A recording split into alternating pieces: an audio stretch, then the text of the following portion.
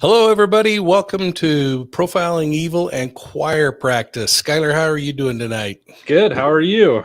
I'm doing well. It's been busy. I can't believe how much stuff we've had going on. I want to shout out to our mods right off the bat.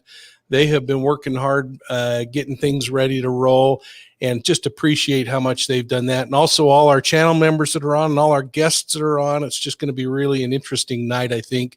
So much to talk about.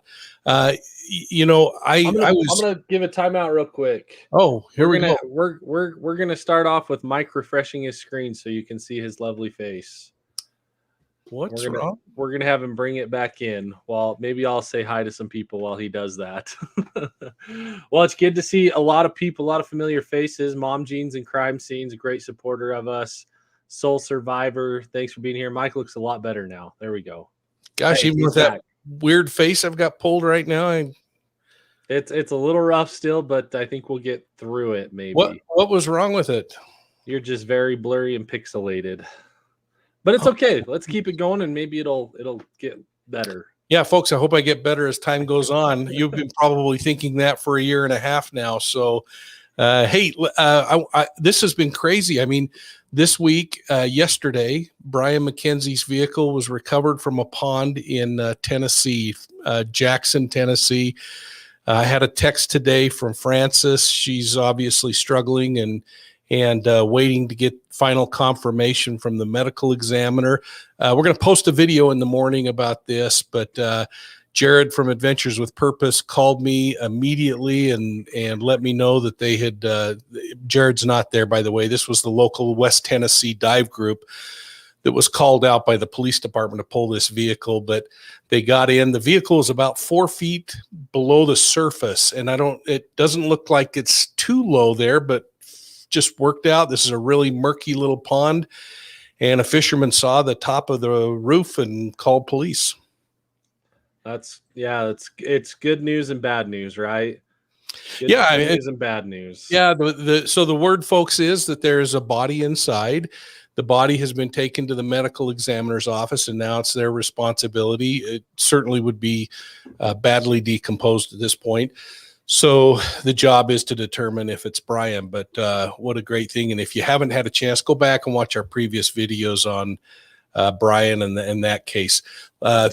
Continuing to watch Summer Wells and the Daybells and Milietes and the DeMolos. And I mean, the numbers just continue to rise, and we get a lot of requests through the evidence room. So thanks everybody for that. So what are we doing tonight, Skylar? We are doing another Ask Mike Anything. So it's choir practice. I've got a great start for choir practice tonight. The first question for you, Mike, and then I'll explain Ask Mike Anything again right after this, but let's talk about why is this called choir practice? Well, thanks, Edna. That's a great question. Back in the 70s in the Los Angeles Police Department, the police officers at the end of every shift would go to a local bar where they would talk about all the things that happened during their shift, kind of a way to talk each other down after some of the gruesome things they saw or the fights that they were in or whatever else. And it just didn't sound right on the radio when they'd say, hey, we're going to be at 5th and Broadway, which was a bar or something after shift. So one officer one night just kind of tongue in cheek said, hey, choir practice at 5th and Broadway. And it caught on, and it became a rite of passage for young officers to be invited to choir practice. And when we started doing this at Profiling Evil, we thought, let's just call it choir practice. So there you go. Well, perfect. Well, folks, I guess just briefly, real quick, AMA is an Ask Mike Anything. It can be about any case, anything, what Mike likes to do, what Tyler in the back office does in his free time, anything you want to ask. And we have a special guest coming on halfway through the show tonight, Linda Stanley. Mike can introduce her when she comes on. We're going to learn from her some judicial processes, things like that. But we're excited to learn from one of the best out there. Yeah, I mean, it's great. And of course, we were fortunate to have the DA come on early when we were learning more about her. People continue to ask if Paul Glazer has taken her out on a date yet. That, if you remember him, he's Starsky from Starsky and Hutch. We'll let her answer that sometime if she ever wants to share that. Kellyanne Garber, thank you so much. That's really kind. Yeah, I mean, it's really nice to be able to bring on a prosecutor to talk about some of these processes that happen in the judicial process. There are so many things that have been happening in the Morphew case, and I put out a video last week where I talked about circumstantial versus coincidence, as I call it. And I want to first and foremost, when the DA gets on, talk about that difference between circumstantial and just coincidence. Yeah, that'll be great. Anna Lily's mom, thank you for the super sticker. Holy cow! Wow, thanks, Anna Lily's mom. That's very kind. Thank you so much. That'll help pay for Tyler and Tim to have some Dr. Peppers, but our good friends at Dr. Pepper are helping us anyway at the same time. So let's get into it, Mike. Let's start talking. Let's take some questions, everybody. We have another one. Kirsten KEO5. Thank you so much for the $10 donation. That's fantastic. Kirsten Keo5, something like that. We're gonna get jumping into this, you all. So how AMA works, ask questions in the chat. I'll grab as many of them as I can. The chat moves very quickly, so be patient with me. If I don't get to yours, I'm sorry. Super chats get highlighted nice and colorful for me, so I always grab those. We prioritize those, but they are not required. So let's start off with Summer Wells. All right. Katie would like to know about Summer Wells and your thoughts. This is in some cases frustrating for people. In other cases, I think it's refreshing. There's nothing new that has been released by the sheriff's office in regard to Summer Wells. There have been some discussions going on out on different channels and in social media. But you know me, I kind of stick to what's happening that is officially being announced and released. So right now, there's not a lot. There's a lot of speculation going on about people associated with the parents. There's a lot of speculation about Summer. I think I read last week, and I think how frustrating this would be for police. I read that she'd been found 2 or 3 times, just people out there just jamming up the airwaves with garbage, and I can't imagine how hard it is to investigate a case when that kind of stuff's going on. Yeah. Well, Mike's working on his earpiece there. We'll switch him over to so we know why he looks goofy for a second. Megan Music would like to know how fast you can drive in a police car. Man, I'll tell you, it depends on the police car, Megan. I know my SWAT sergeant had an old vehicle that we called White Thunder, and he actually was a barber and used to cut Skylar's hair when he was a boy. And he would take White Thunder out. Sometimes we'd go out to the airport late at night when there were no planes around, and he would light up White Thunder. And there were a few times I thought we were kind of close to breaking the speed barrier. I remember him. I remember the haircuts. I remember the saloon, getting the haircuts in there. Denise Brown, thank you so much. $5. We really appreciate that. Denise. Helps us keep doing this. And Caroline Whitefield, again, thank you so much. I did see, let's see, another question. Okay. Little background noise. Just apologize to everybody if you hear the jets. That's the sound of freedom and can't do much about it. Cindy, a.k.a. Skinny. Mike, what did you think of Chad Daybell's children coming out with a statement that their dad was framed? Yeah, I mean, isn't this interesting? And maybe it's a great way to also talk about the Morphew children and the challenge that children are placed in these kinds of situations. I mean, they've lost one parent. They're at risk of losing another. Their lives have been turned upside down. And, there's something about our parents that even when they do goofy things, we still love them, and we hope that we can kind of preserve this little world that we've created in our minds. So not necessarily surprising to me, and it will be interesting to see how it unfolds. But again, folks, I guess I just ask for a little compassion for them as we think about what would we be doing as if we were facing something similar to that. RSA Ronald 18 New Zealand, thank you so much for that kind donation. That's awesome. Hey, yeah, I'd like to know where you're from, Ronald, because I've been fortunate enough to spend a lot of time in New Zealand, and I'll tell you, your rainbow trout are incredible. Kristen KE05 again. How do you feel? Thank you so much for that donation as well. We really appreciate it. Again, everybody, just know that we will take as many questions in the chat as we can. The super chats and things will get priority, but they are not required. We'll grab as many as we can. Yeah, And during the interview with Linda, we will not be taking questions during that portion. So save them for when she's done with the interview, and we'll take some more after that. How do you feel about the announcement today that Lori Vallow still isn't found competent for trial? And what does that mean for her defense? Yeah, I mean, I guess not surprised is one thing that I feel, and we're going to come out with a video and talk a little bit about that. And you know what, we can't speculate about whether there's manipulation going on or if she's just incompetent to still stand trial. It's a huge burden placed on the state to get her competent, and imagine now the burden placed on the judge if in fact he pushed it a little too soon and someone used that as an appeal later. So not necessarily a surprise, disappointing for all of us, because we'd like to see this thing moving forward. And it's interesting given the fact that Chad waived his speedy trial. I don't know how much of that had to do to play out and see what was going to happen with her competency as well. So Starseed, Mike, thank you, Starseed. Mike, I'm wondering, were there snakes at the swimming hole where Summer swam? You know, I wonder that too, Starseed, and it's going to be really interesting to see what officially comes out. It absolutely makes sense that there's snakes near water. The question that I don't understand about Tennessee snakes, and maybe somebody can put it in the chat tonight, Skylar, we can watch for that, is what kind of venomous snakes are in those waters, if there are venomous snakes in the waters. I mean, we live in pretty dry country where snakes in the water aren't a concern, but a snake near rocks in the dry mountains is really a concern. Yeah. But here's an interesting question. Going back to Brian McKenzie, how far from the ATM machine was Brian's truck in the pond? Have we looked at that? Well, you know what? I don't know which ATM machine you're talking about. I didn't know there was one. And maybe Rhonda, Roy, you could give a little more info. I mean, the last place that he was seen was Knights Inn. Now, I wonder if he may have not gone back to the house of his associate's grandmother before heading back to where he was ultimately discovered.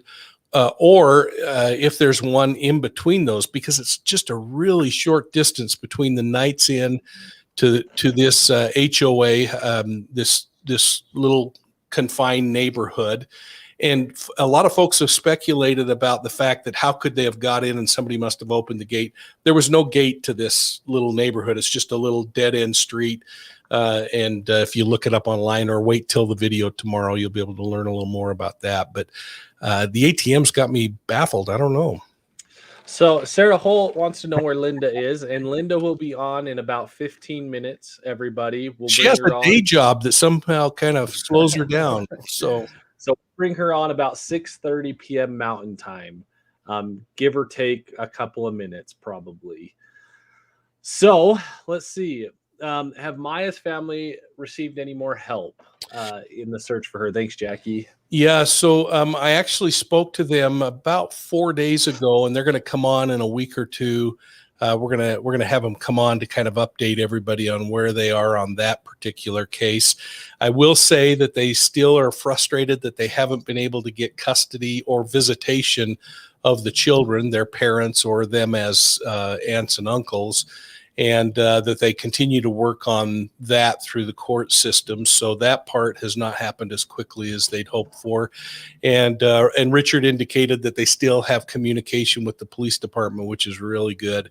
And we still see some things moving along. And we hear that there are still warrants that are being written up and issued, search warrants for different kinds of things. So it'll be interesting to get them on in a couple of weeks. And Jackie, I hope you'll watch when we get Mary Chris and Richard on. So Mandy Emmer would like to know, this is a very interesting question that I would like an answer with as well. So if Barry happens to be released and no charges are proceeded with, no charges are proceeded with, will prosecution be able to try again to get more evidence and charge him again? Yeah, and we can talk to the DA a little bit about that. And folks, I mean, my experience, I'm not a lawyer. I spent my career in law enforcement, but I worked for a district attorney and I worked for the attorney general. So I spent a lot of time with lawyers. Bottom line is, in the prelim stage, they can go back to the well and try again. If this thing went to trial and he was found not guilty, and they want to come back later, then they can't go back. But we'll ask the DA and try to get a pro's opinion on that. Great. Carla, thank you for the $5. That is very nice of you. Thank you, Carla. Donna D, Mike, what is your opinion about the Morphew case? Do you think he'll go to trial? Your opinions? Yeah, I think that there was some incredibly compelling information that came out, and I spoke about it in my video last week. And please go back and watch that, Donna, or anyone else. I talked about, is this just circumstance that these things are happening, or is it circumstantial evidence?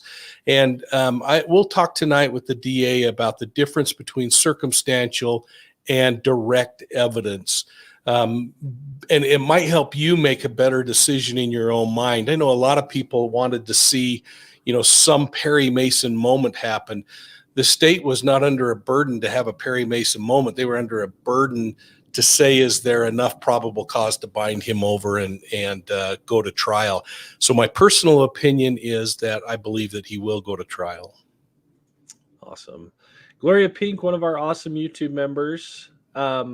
Did you see that someone on YouTube spoke with Summer Wells' grandma, Candy? Thoughts? It's so hard to watch all the different channels and not just kind of focus on our own content and direction. But I did hear that somebody had spoken to a number of different people. And Gloria, I'm sorry, I just don't have specifics on whether that is accurate or not. I would suspect it is, because I'm sure people are trying to talk directly to the family.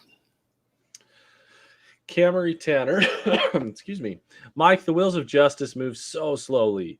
Do you think as a case gets older and older, the public starts focusing on other things? Does it affect the momentum of the case? It might affect our momentum. My experience watching, for instance, this district attorney that's going to be on tonight, is it's not changing focus at all.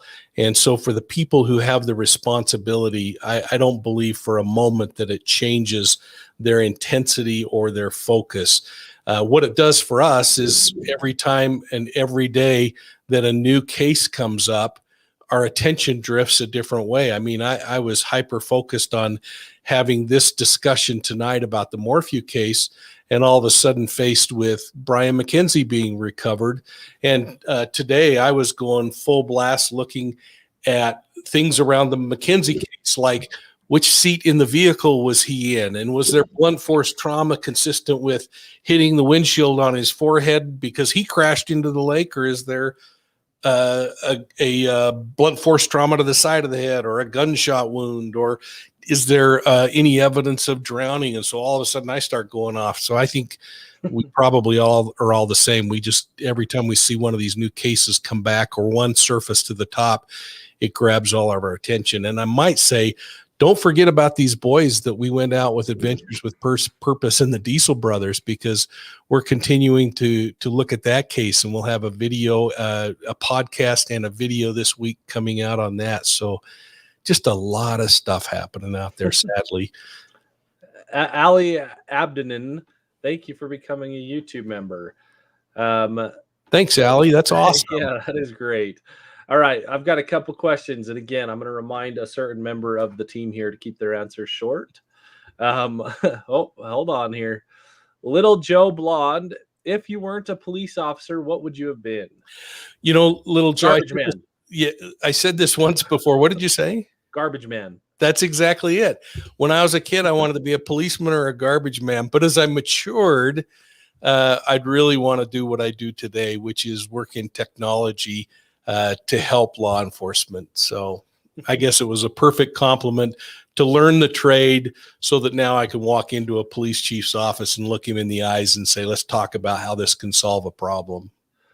So Jennifer Alvarez would like to know how hard you think it would be to convict, or it's going to be to convict Barry. Man, I'll tell you what, Jennifer, I think you're asking a cool question because it is absolutely going to be hard to convict on a circumstantial case. That said, I mean, even in this state of Colorado, Pueblo, just a few months ago, we saw Dante Lucas get convicted of Kelsey Schelling's case. No body recovered, an entirely circumstantial case.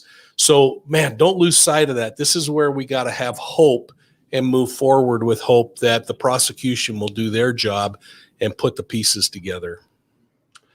So MBMB, not sure we'll know the answer to this. What age was Don when it was last proven he essayed? You know, I don't know, and I don't know exactly what community it was in. I know that he lived in Utah, lived in Tennessee there, but I just haven't focused on that part of this case. MBMB. I need my glasses on. You're fine. So Rose M, Mike, is it true that the judge is a hunting buddy of Barry's? If that's accurate, wouldn't the judge have to step down? Yeah, I'm with you, Rose. I think absolutely. If he were a hunting buddy of Barry's, there would have been so many arguments that it would be inappropriate. I've heard the allegation, but I've not heard anything to support that as being accurate. And frankly, I don't believe he would stay on. I think he would, they call it recusing themselves. I think he would recuse himself as well. Here's an interesting question. AZ Rat, Mike, is it known whether Barry is being housed with a cellmate or is he held solo right now? No, I don't know. But I did hear a report the other day that he has got a lot of phone privileges, getting a lot of phone calls from different people, both inside the family and new friends that he's making through some of the exposure that he's getting. Let's see. Oh, I lost it. Richard was thanking you for meeting him and his family in San Antonio. Well, folks, I want you to know I had the opportunity to meet with Richard Morales. Found it in San Antonio, and we're going to be doing some things on that. I had the chance to meet with him individually, and it was incredibly moving, Ricardo. And thank you so much for signing on tonight. I hope your whole family's on. They were all just so wonderful to be with. That's awesome. Angela Smith, thank you so much. Do you think someone can actually be helped if they have thoughts and urges to kill? For instance, if Fucci's friends told someone about his comments. You know, the one thing that I do think, Angela, I wish I understood psychology better. Part of my graduate work was criminal psychology as part of the process that I was going through. But the one thing that I do believe is that if there could have been some intervention, if somebody would have reported something earlier, that it could have gotten Aiden Fucci past that point when he made that critical decision to commit a homicide, if in fact he committed that homicide. And that's the part that I do know is sometimes people make a split decision and then they end up paying a lifetime for it, as do the victims. So CSI, crowdsourced illuminations, profiling evil. With your experience with child trafficking, do you think that's a viable possibility with Summer? Absolutely, CSI. I've said from the beginning that I'm not willing to call it like some are. There are a couple of scenarios. One is that she was abducted. One could certainly be that she was trafficked. Those require more people involved. An abduction is usually the offender and the victim, unless you're lucky enough to have a witness. When you have trafficking, you have people collaborating to do the transaction and get access to the child, unless it's an abduction that leads to trafficking. It could be an accident in the home or around the home, or it could be a homicide. And the sheriff's office has not ruled any of those out yet. And so I think that it's best that I don't either. So Judy Johnson, are they still searching? And real quick, sorry everybody, we're doing an Ask Mike Anything right now, so you're able to type your questions in the chat, whether it's case related, whether it's about profiling evil and who we are and who Mike is. Any questions, a quite good question, right? And then in about 5 minutes, Linda Stanley will be joining us for a short interview with Mike, and then we'll get back to AMA, Ask Mike Anything after that. So type your questions. We'll grab as many as we can. Judy Johnson wants to know if they are still searching for Suzanne and what would happen if they find her body if the case goes to trial. Yeah, Judy, they absolutely are still searching. I suspect with winter coming that they are escalating those searches, trying to get as much ground as they can covered, and it would just be additional evidence if, in fact, this goes to trial. So, April, not even going to try. April, I'm sorry. You have a great last name, but I'm not smart enough to read it. Can you think of a logical reason that the process? There you go. Tell me if I'm right, April. Can you think of a logical reason the prosecution has not investigated the DNA in Suzanne Morphew's car and on her bike? Yeah, I don't know, and it certainly didn't come out. So it could be just the volume of information that still needs to be processed, and that it's just on the list. That was certainly an interesting introduction of information that frankly created lots of distraction, didn't change from the state's evidence, in my opinion, but certainly created distraction. Oh, thanks, Jen. Yeah, Jen, thank you. And thank you, Tyler and Tim in the back office too. You'll see Tim in a minute, but Tyler refuses to be shown. Alex, thank you so much. Yes. Erickson, thank you for that super sticker. So Denise Brown, thank you so much for that. That's very kind. Wouldn't it be crazy if Jeff killed Suzanne? What do you think? Well, I think that one thing that the prosecution has made very clear is that they have excluded that as a possibility, that there was an alibi for Suzanne's, the individual that she was having the affair with. And so I guess, but yeah, that would be crazy. Here's an interesting question. Sarah Adams, thank you. Mike, what criminal's words still ring in your ear today? We'll have to, that's a longer story, and Sarah Adams, let's do that on another night. But remind me about what a serial killer named Danny Troyer said about a lioness and serial killings. Okay, Sarah, make sure you don't forget that to ask. This guy was good for about 8 to 11 elderly women that he murdered, and I spent a lot of hours in the prison up in Montana interviewing him with my former colleague Greg Cooper. So Jennifer Alvarez, what do you think about Suzanne's lover she had an affair with not coming forward? I'm going to add sooner, right? Or at all, I guess. Yeah, I guess it would be at all, Jennifer. And I'm kind of with you. That's troubling that self-preservation and keeping the secret hidden was more important than the fact that someone disappeared or what we now believe lost their life. Very troubling. Thanks, Jennifer. Carolyn Nowak, question: why does it seem like Barry's getting the kid glove treatment? Well, I mean, thankfully he is, because it just makes it that much harder to argue in the appeal process that something happened that was unfair. So I don't know that he really is. I mean, the guy's sitting in jail. Some people would be out, some aren't. He's facing murder charges and 6 or 7 other charges. So I guess, we could talk about whether that's kid glove treatment, but I'm with you. It is troubling when so much falls on the side of the defense, but thankfully that just means that there are those fewer things to appeal. All right, I'm going to get this one other real quick, since it's not really a question, but Carla thinks that it was a crime of passion. Barry caught Suzanne on the phone with Jeff. She wanted to leave, and he knew it, and he found out why she had motivation to leave. Barry couldn't stand it. I think it's one of the hundreds and thousands of possibilities that I think everyone's been thinking of. Yeah, Carla, I'm with you, though. It sure makes you wonder about just a decision that was made in an instant that changed lives. All right, folks. Well, we have a special guest that just joined us, but before that, I'm going to bring Tim on for just a second to quickly talk about the B.O.L.O, and then we're going to jump over to Linda Stanley. Okay, I'll bring Tim on. Sorry, I said that, didn't I? Yeah, you said it. I was waiting for you. Hey, everyone.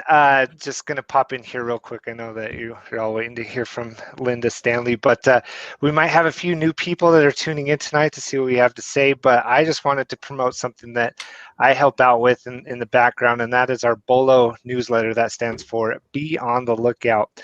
And this week is going to be good because we actually have a giveaway coming up. So if you're subscribed to the B.O.L.O newsletter, you have an opportunity to win one of these 4 books. Mike did his podcast with Daniel Edwards, and he'll be coming on choir practice in 2 weeks. So we'll have that giveaway running for 2 weeks. We'll put the entry form in the B.O.L.O newsletter. So be sure that you're subscribed. Just go to the website profilingevil.com and you'll see where you can subscribe. So be on the lookout for that. Yeah, that's great. And boy, I'll tell you what, if you wonder if Billy the Kid really was killed by the sheriff, you got to read this book.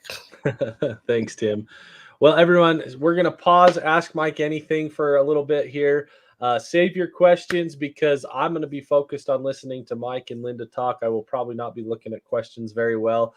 Once they're done chatting, we will bring back Ask Mike Anything. Type your questions away. But let's Jetta Hollingsworth, thank you so much. But let's go ahead and bring Linda in. Great. Hey, thank you so much, Linda, for taking time to join us tonight. Thanks for asking. Oh, no, we're thrilled that you were able to do so. And folks, we have here 11th Judicial District Attorney Linda Stanley. She was elected last fall and started her term of office in January of this year.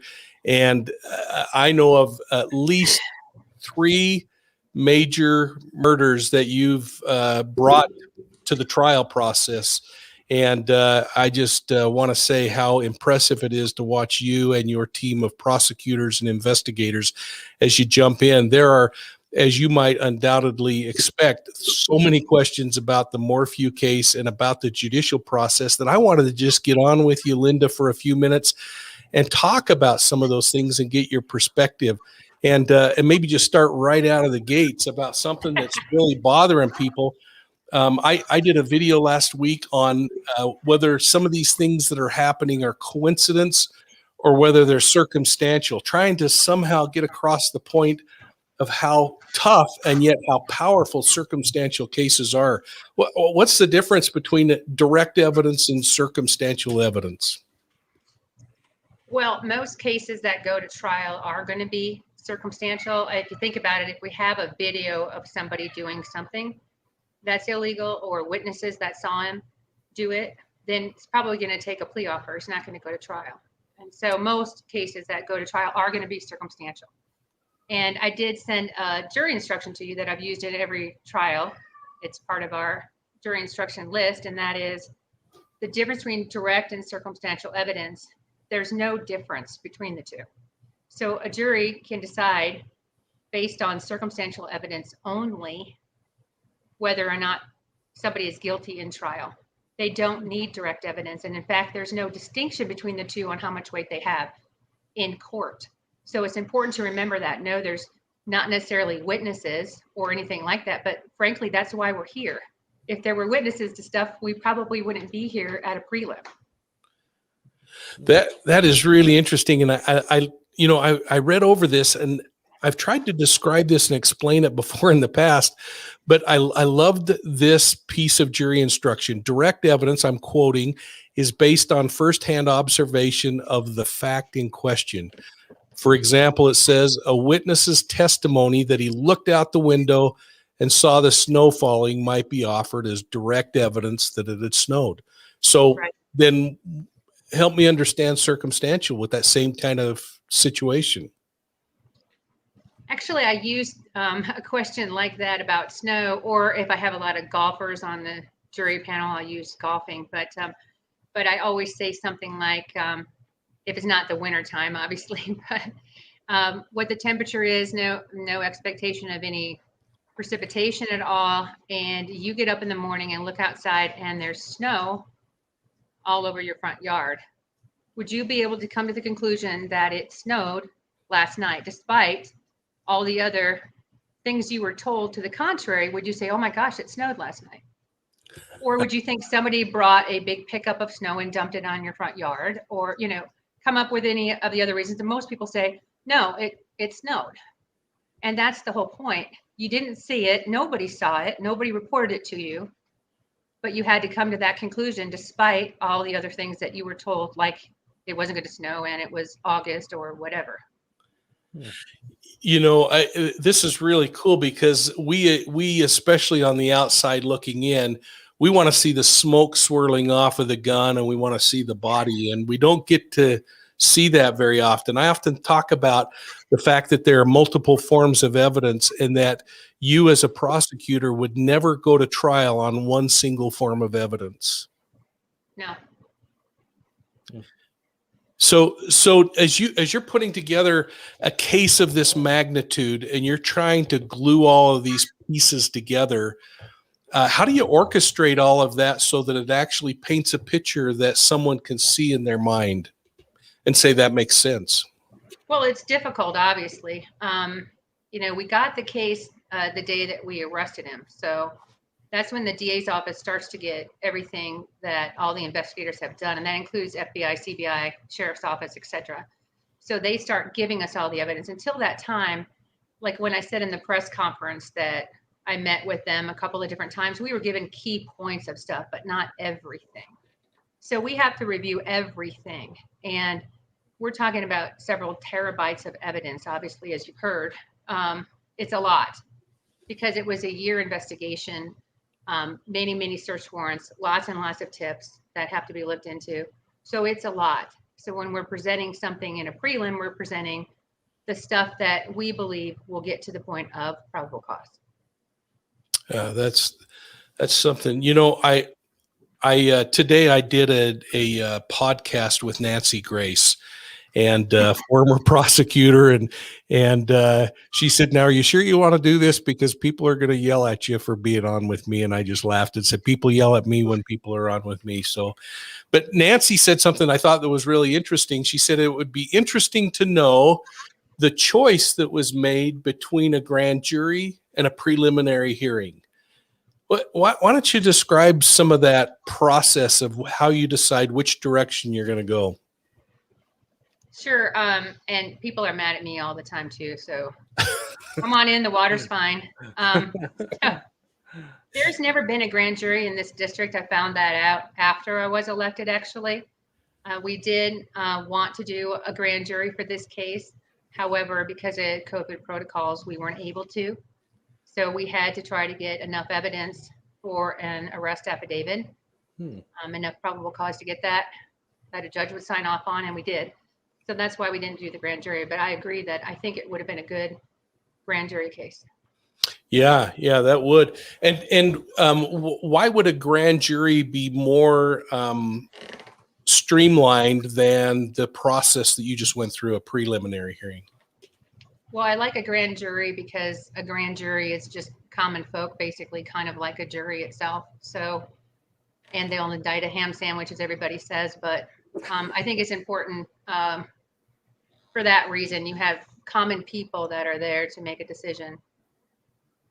So, and that's kind of an important thing to me too, that I've always found with a grand jury, is you as a prosecutor are having to appeal to a jury of what would be called peers, versus in a preliminary hearing, you're arguing to a legal expert that's sitting on the bench that's seen it all. Correct. So that's a big difference.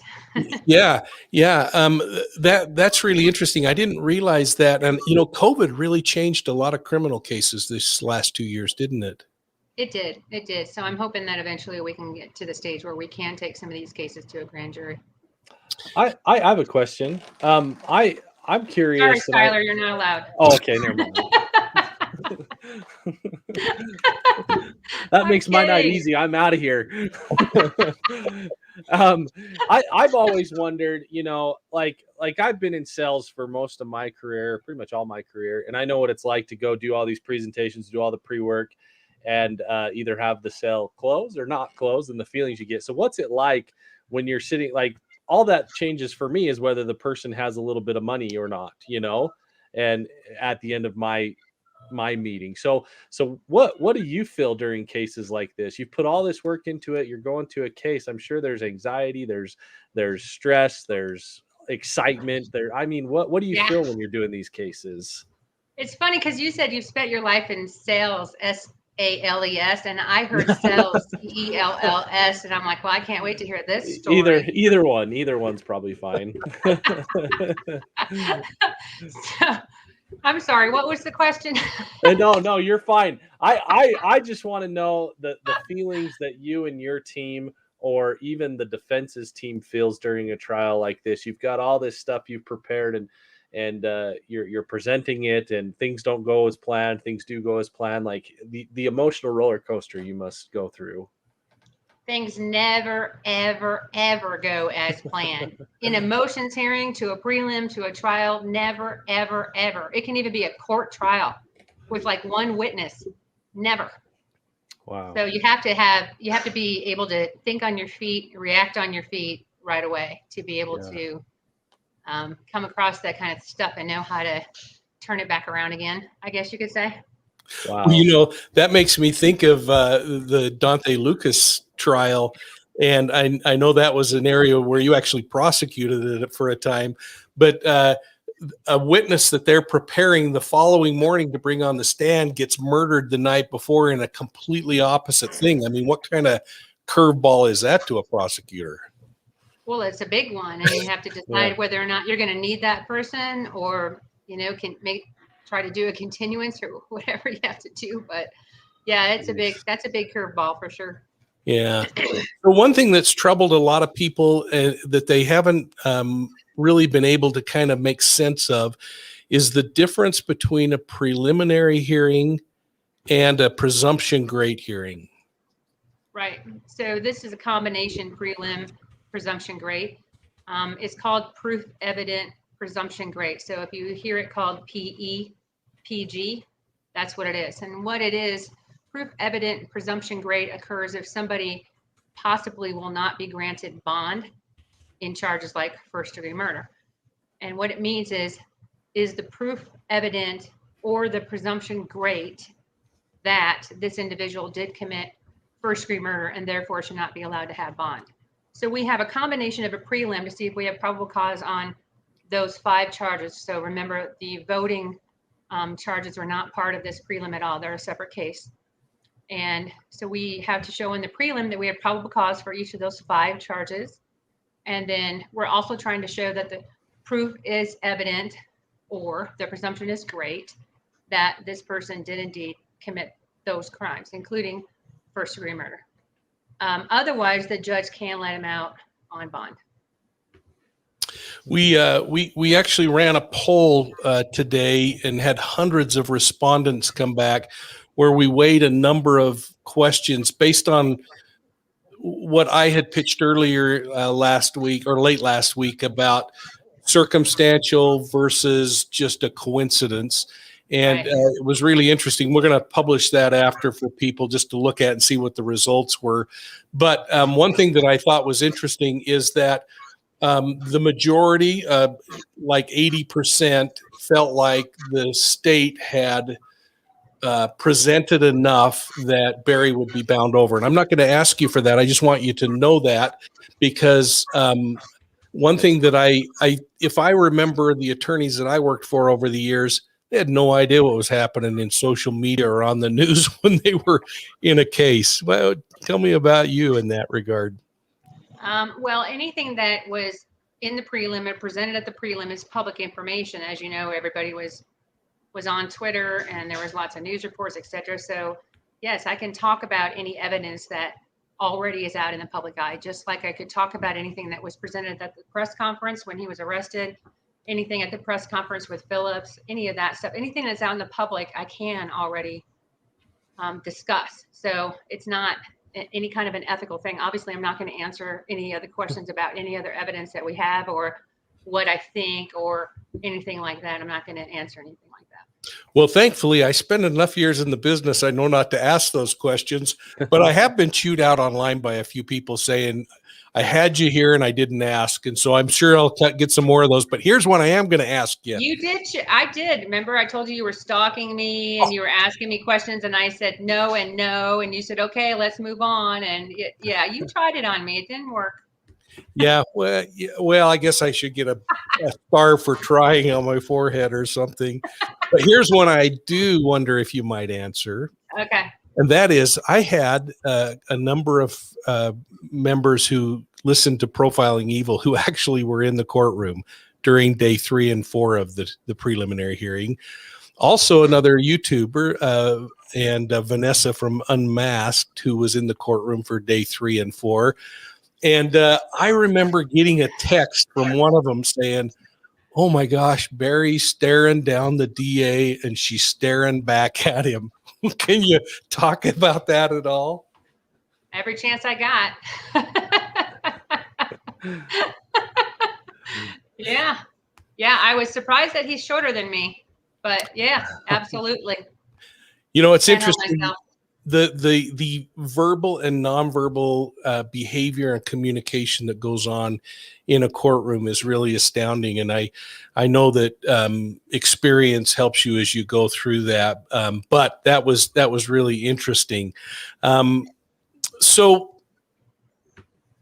what's next? How does the process work now? The judge is going to make a decision on September 17th to bind over or to release Barry Morphew.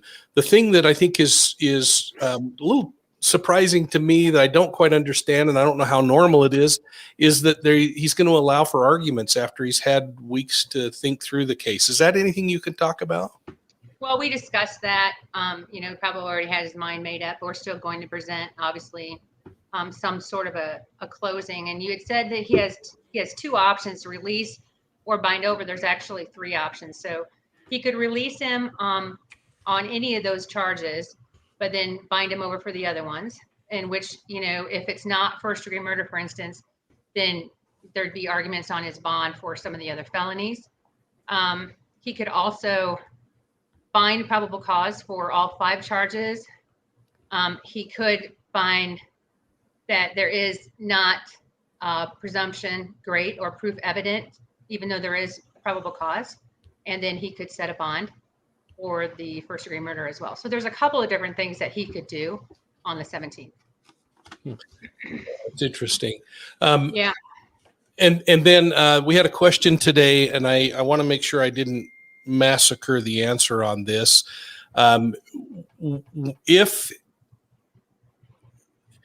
If he were to not be charged and bound over, would the state be able to bring back charges at a later time if they produce more evidence?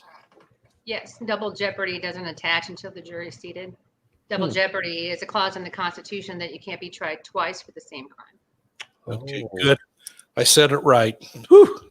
However, double jeopardy does not apply between state and federal law. So you could have somebody who is tried for maybe kidnapping and murder, and then also be tried at the federal level for the same thing. It doesn't apply between state and federal. That's really interesting. So recapped again, dumb brain here. So if he's released, you can go after it again if you feel like there's cause to. And then once a trial happens, then you can go after him again on a federal level if there's cause to. We can't, but the feds can. Right. If they chose to. Right. Very interesting. So Skylar, you asked me a question a minute ago too about, or was it you, Mike, that asked me a question about the stress or how I deal with the stress? Skylar. So Carson's here. He makes dinner for me every single night because I work all the time. He's going to come and say hi to everybody. Say hi. That's a cat I hear. I have a couple of questions for Carson. I've been wanting to intimidate him for a long time. No, you got a duck. Remove. Oh, there you go. Now you're big. Now, Carson, the job of a dad is to always interrogate whoever the daughter is fallen in love with. And, and here's my question. Here, Hang on. Mike, What? if I cough twice and wink 3 times, please send help. That's about right. so Carson, I can't ask Linda this question, but I'm going to ask you. I'll let him know if he's going to answer. There are people that are still asking if Starsky ever took her out on a date, and I told him I cannot answer this question. Not yet. Okay. I could not deny her that opportunity when it presents itself available. So That's he really awesome. he really didn't like it when I asked Starsky to marry me, though. yeah, you know, that was a little awkward. That was a little awkward, but Well, Carson, it's awesome to meet you, and thanks for sharing a little piece of the evening tonight, because I promised the DA we would only keep her on a short time, but I do have one other kind of, I think, a pretty interesting question to me anyway, and that was, Linda, you had this case for a year. Talk about that. Well, we didn't really have it for a year, remember? I mean, we just arrested him on the 5th, which I wanted to talk about a little bit, by the way, anyway. But anyway, we arrested him on the 5th, so we didn't have it for a year. It wasn't given to our office to begin the prosecution until after he's arrested. Like I said, everybody starts sending all their stuff through our discovery portal, and we start going through all of it, trying to organize it, etc. But we're all still have dockets. We're all still in court every day as well. It's important to remember that as well. Well, and you kind of mentioned you wanted to talk a little bit about that. Go back and kind of revisit that for us. Well, I had some people tell me that there was some stuff on YouTube after the press conference about what I was wearing, and I really didn't get a chance to say anything about that. Not that I care, but it was just a little bit, in my opinion anyway, a little bit misguided. So that people know, I got a call late that night that the arrest affidavit for Barry Morphew was signed by the judge. So we were going to go get him the next morning. So I had to set my alarm for 1:30 in the morning to drive up there and then wait for him. He did not leave at the time we thought he was going to, early in the morning. So I could have slept in for, I don't know, another 4 hours or so.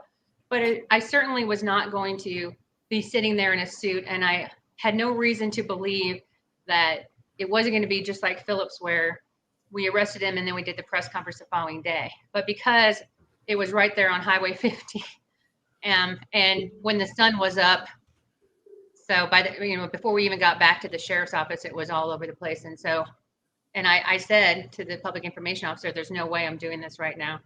And she said, yes, you are. So I did, but it was cold that morning. So I had my jacket on and I dressed comfortable. So I just want people to know that normally I am in a suit every other time you've seen me, but that day was a little different. So for those who are offended, sorry, not sorry. I'm going to be comfortable at 1:30 in the morning. Well, I have discovered that there's always someone that will have something to say about everything.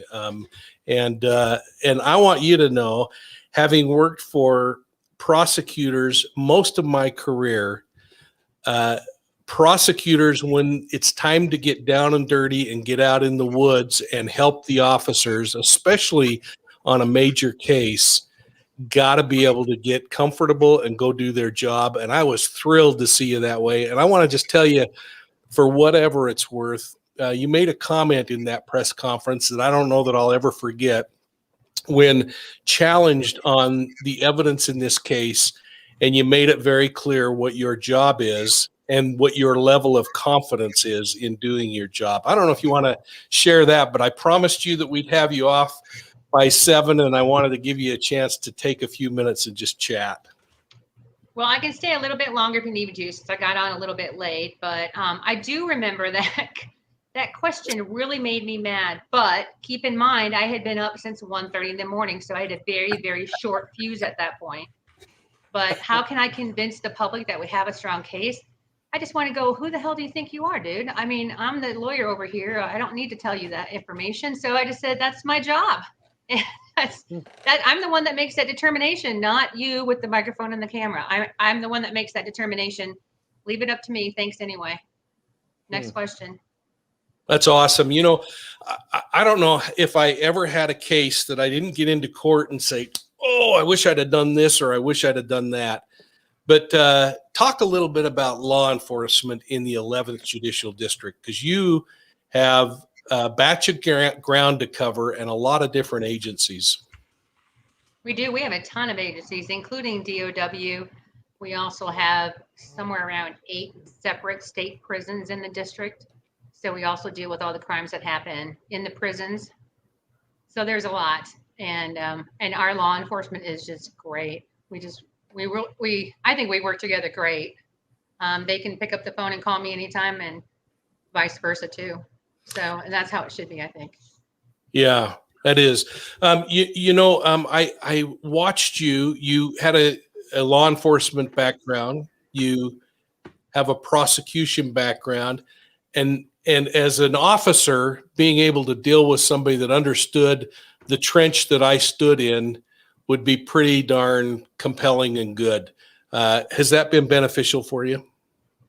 Yes, especially when I do things like show up for Philip's arrest and show up for Morphew's arrest. And I understand that as an officer, you may have some questions for the prosecutor and you wish that somebody was there for questions because it never works out the way it's supposed to. And so I go for that reason, and I go because I'm that kind of a hands-on prosecutor. I want to be there. If somebody brought up what really happened or didn't, I was there. I know too. Yeah. You know, one of the things that I've been a little confused by because I don't face it in the states that I've worked in is you're in a state that has now said there are not capital murder cases. And yet, how do you pay for this thing? Because there's always been money available on a capital murder case for all of the additional expenses that go when you could put someone to death for the crime. Here you can't, but your costs have got to be astronomical. Well, they can be. We have a couple of different things that we're, planning on doing in order to help to recoup some of that cost as well. And there's a couple of different people I'm looking to bring on to the team. And I'm talking about the Morphew team. That's it. Nothing else but helping on the Morphew case. So that kind of stuff will help out a lot too. It's a huge, huge case. And we know it, and we know that we're going to need additional people there. And there's absolutely no shame in that at all. So that's what we'll do. Now, I'm going to quit asking questions, give you a chance to interrogate me if you need to. But the one question that I've wondered about too has to do with this process of let me rephrase this. Right before this case happened, the death penalty was repealed in Colorado, or very close to that. Wasn't it like a few weeks before that? Did that impact any of the opportunity to make this a death penalty case versus a life without parole? Well, it's funny that you mentioned that because there's some people that I think life in prison without parole is a lot worse than dying. Well, there you go. So I think in some instances, life without parole is a lot better. Wow. Well, so Linda, you've got, a lot of people watching you right now, and I wanted to give you the floor to, if you had anything that you had thought about talking about, let you have a chance to talk about it. We'll put a muzzle on Mike for a couple of minutes and let you get out any thoughts that you have. He's not laughing because he's not paying attention. but just give you a couple minutes to anything that you wanted to talk about when you came on here. We had a lot of questions, but I'm sure you had something you wanted to say. So I wanted to let everybody know that I did get Starsky's books that he signed for me, and this huge striped tomato poster that was also signed by him. So I got it up in my office now. That is awesome. Lots of people ask what the striped tomato is because they don't know, but I have to They explain got to be it. young. That's all I can think. So let's see what else. I wanted to let people know that, and if they don't know this about me, they need to know this about me. I'm never going to compromise my ethical beliefs at all, or compromise a case at all for anyone or anything. So if Mike asked me to come on the show to talk about some of the stuff regarding the prelim, yes, I did. I talked about probable cause. I talked about presumption great, proof evident, et cetera, et cetera. I talked about how the other case isn't a part of it. Talked about the closing arguments coming up on the 17th. Talked about the fact that the other case isn't with this case, and just all kinds of things about it that are, it's all out in the public. Anything that's out in the public is okay to talk about. So that's what I'm doing. And I'm a little bit insulted that people would think that, but maybe they don't know me well enough to know. But I thought, this is my third time on here. By now you should know who I am and what I'm about, and more importantly, what I am not about. Well, I'll tell you what, I can back you up on that. I would never sacrifice the criminal justice system for anything else, but that's awesome. So I just want to tell you how much I appreciate you taking time. I mean, I know that you had an opportunity to meet with the press and talk in the press, and you thought this would be a great opportunity to just let that YouTube community, who may or may not catch the press, just to catch a glimpse of what this criminal justice system's about.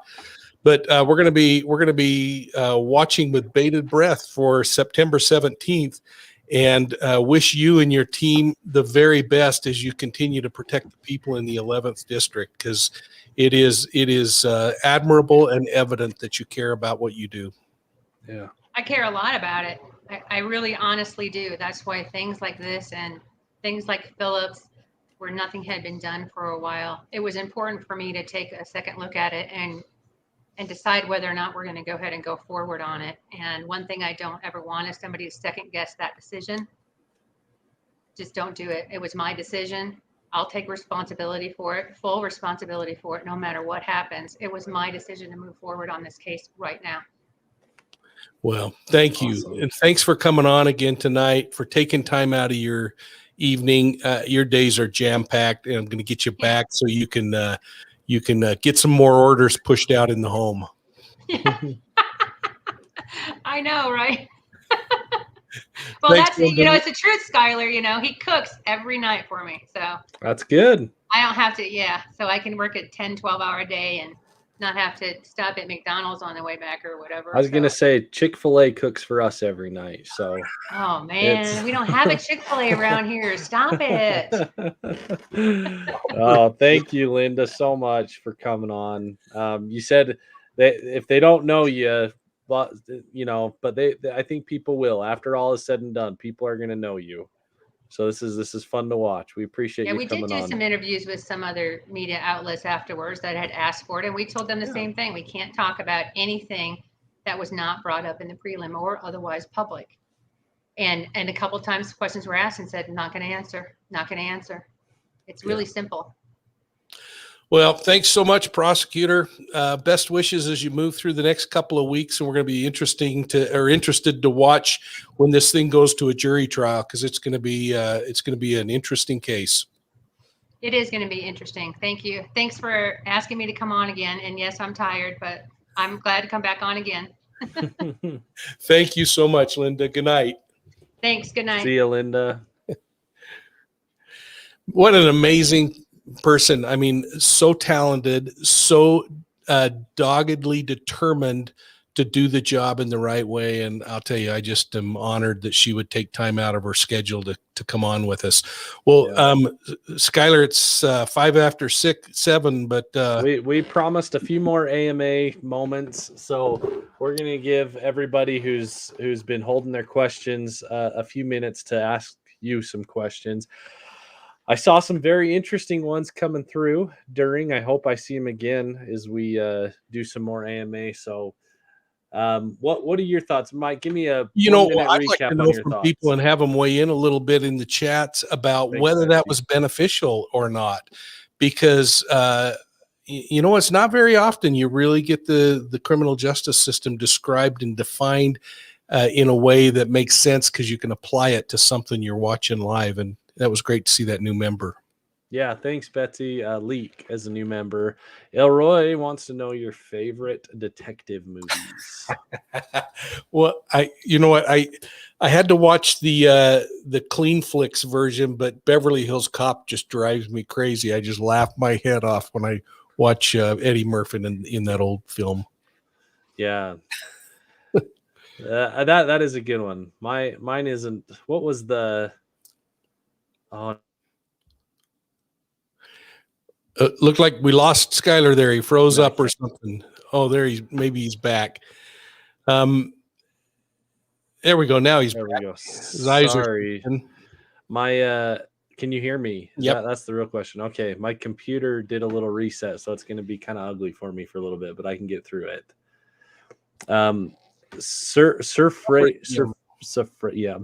Linda, thank you for coming on. You're a strong woman. We are behind you. That's awesome. Oh, that is so cool. And thank you for that donation.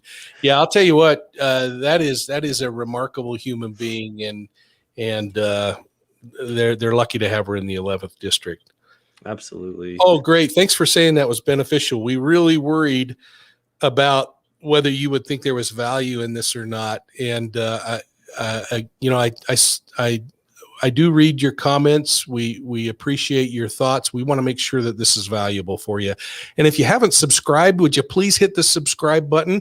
Because yes, I do like to have more subscribers. That would be wonderful. So here's one. Mike, what crime, solved or unsolved, do you wish you had been a part of investigating? That's an interesting question.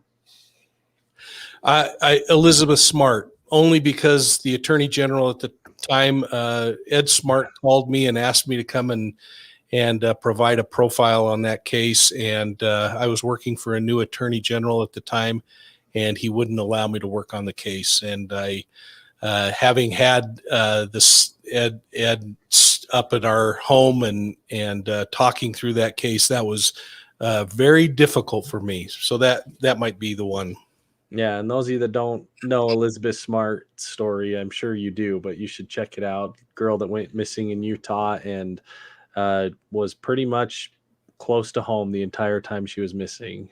In fact, I think our back office is going to do a little something on that in the coming weeks or months, aren't they? Little hike up into the hills to where Elizabeth capped you. So I can see him smiling in the background. Sherilyn Schaffner, thank you so much for that kind donation. Linda's awesome. Well, we're going to wrap up here, I think. I'm trying to find some questions that aren't just people being... Hey, can I push my book, Skylar? Yeah, please. Hey, folks, if you're interested, Deceived. This is an investigation I did. Holy cow, I can't even work the thing. This one is She Knew No Fear. This is a book I just released about the murder of my great-great-grandmother in 1891. 130 years later, we solved that murder, and it's a really cool story. I hope you'll pick that one up. And then Deceived, an investigative memoir of the Zion Society cult, is about a cult that I broke up 30 years ago. We launched both of these knowing their 30-year anniversaries, one at 130. But this one is especially important to us because we're donating the proceeds to build a new children's justice center. And we're just honored to be able to work with the victims. Now, 30 years later, these victims are in their 40s. And be able to share that story. So thanks, and to all of you who have purchased and wrote such beautiful notes about it. Thank you so much. All right, tell us your lioness story very quickly. I'm going to make you be quick. Skylar always tells me I talk too long. Okay, Daniel Troyer, you can look him up on line. He is a serial killer whose preferential victim was elderly women.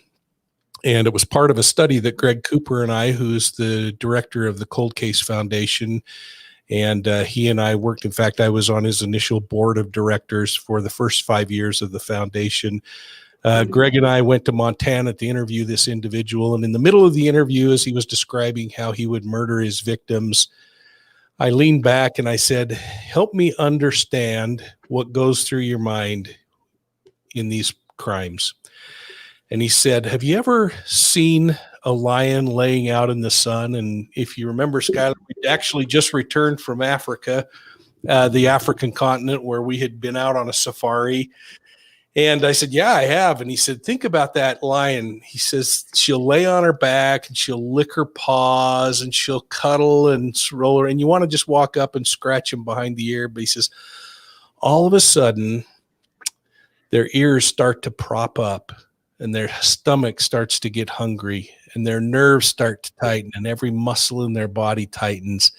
And they focus on an antelope out in the weeds and they closely and slowly approach that antelope until they finally spring on it and kill it.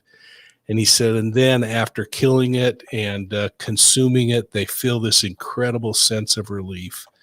And he leaned back and he said, that's what I feel like when I kill an old lady. Jeez. I'll never forget it. Never forget it. Yikes. Boy, honey pie, did you want to hear that? Yeah, thanks, honey pie. The good doctora.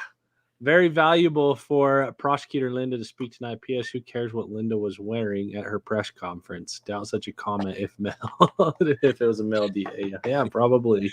Yeah, amen. Thanks, Draw Latina. I'm so appreciative of you. As Mike has, I'm sure I've gone out to things on call before with other people on call, and you wear what you're wearing.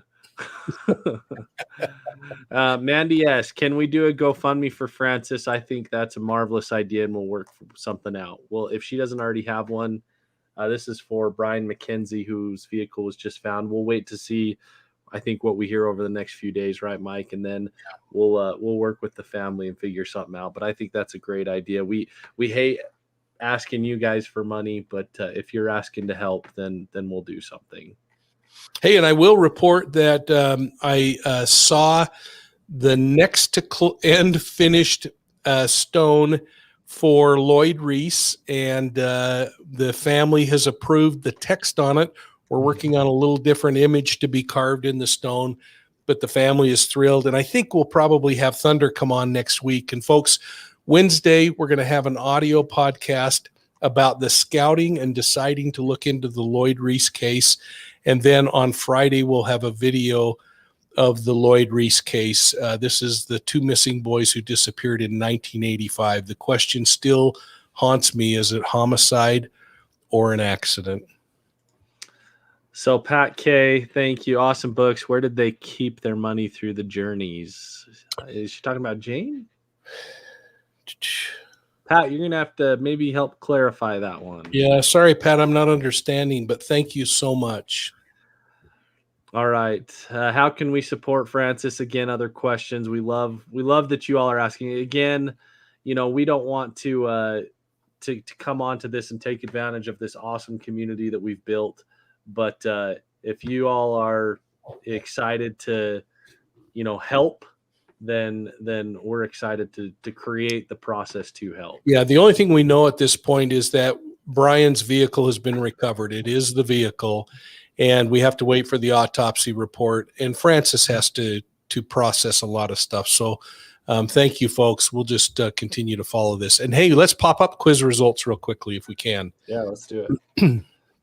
So, Megan, thank you so much for joining. And folks, please subscribe. We'd love to have you in here. So let's see. I gotta open up my other screen because I can't read that text.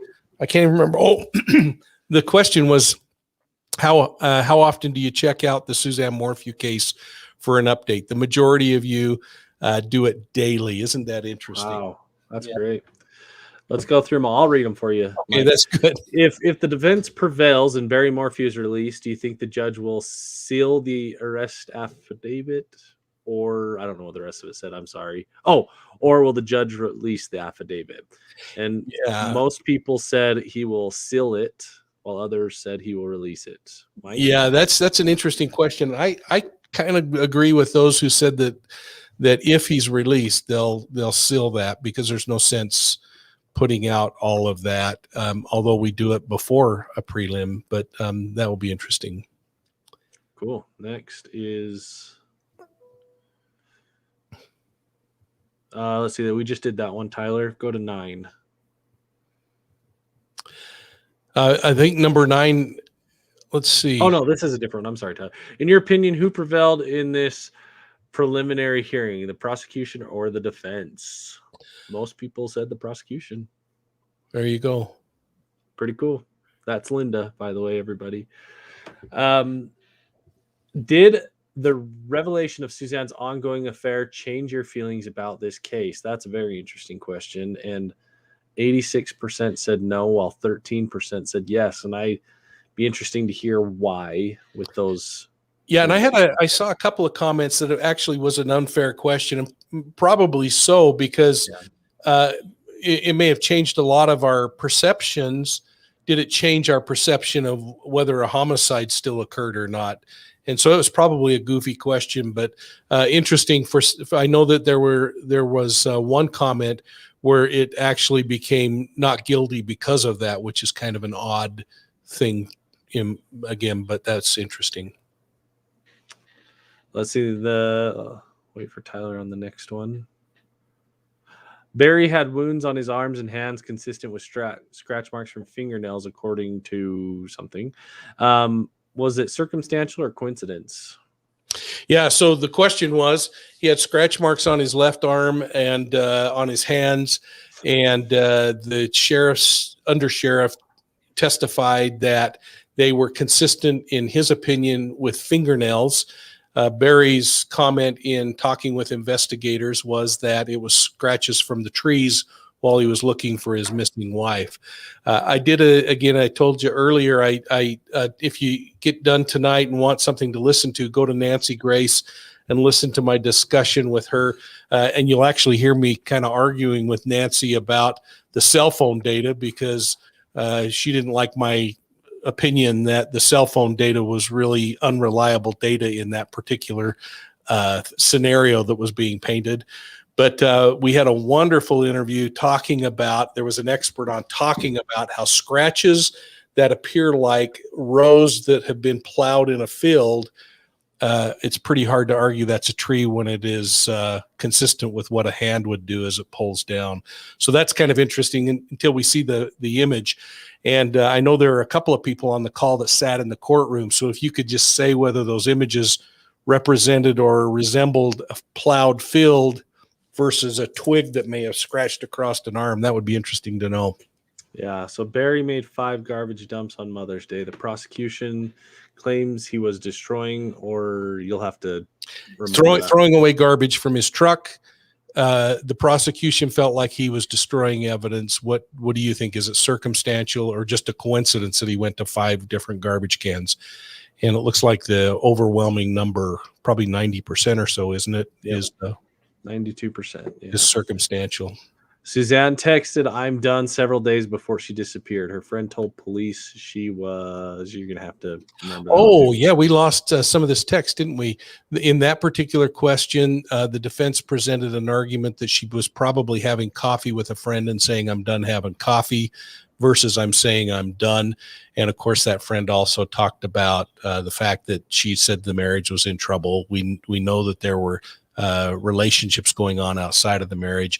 We know that there were texts about committing suicide if the relationship ended. So again, circumstantial or just coincidence, and people are heavy on the circumstantial side. Yeah. Barry reportedly turned left as he exited the Puma Path gravel road onto Highway 50. Yeah, so the argument there, if you remember, was that he was said he was chasing elk. If you look at my video, we actually got the exact daylight conditions at 5 a.m. Sunrise is at 5:50 a.m. So there's kind of that twilight period of time. But again, is it probable or possible? And interestingly, the direction that he turned happened to be the same location that Suzanne's helmet was found, just off the south side of Highway 50. So again, coincidence or is it circumstantial evidence? Barry left home on Mother's Day around 5 a.m. His destination was Broomfield. Yeah, the big question there was, number one, it's Mother's Day. Number two, you can't work on Sundays in Broomfield, and he said that's the reason he's going there. And then, of course, all the things that happened there. Is it coincidence that he had to go up there, or is it circumstantial evidence? And weighs heavily circumstantial by our poll. I lost Tyler. Can you zoom out just a little? That's the wrong way. Barry's phone went into airplane mode shortly after Suzanne's last communication on her. Yeah, and I might mention, I found it really interesting. There was testimony that came out that Barry spent 15 minutes at the Broomfield site working and 5 hours in a hotel room before heading home. I thought that was also kind of an interesting piece of either coincidence or circumstantial evidence. And then, of course, yeah, the phone going into airplane mode. I saw someone's comment today, well, does he go into airplane mode every night when he gets home? My experience has been, and it would be easy to document this by looking at the cell data, is that most people that are in poor cellular reception areas rely on Wi-Fi to help with their phone calls in those areas if they have dedicated Wi-Fi.